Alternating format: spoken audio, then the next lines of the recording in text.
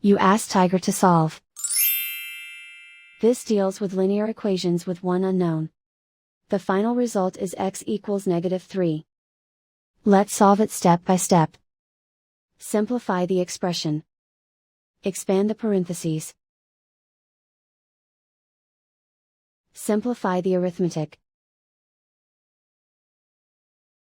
Multiply the coefficients. Swap sides.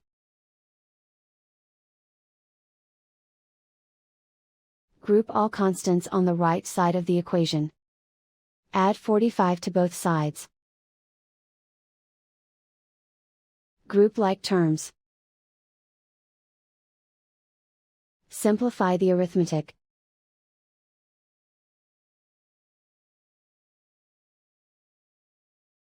Isolate the x. Divide both sides by -10. Cancel out the negatives. Simplify the fraction. Move the negative sign from the denominator to the numerator.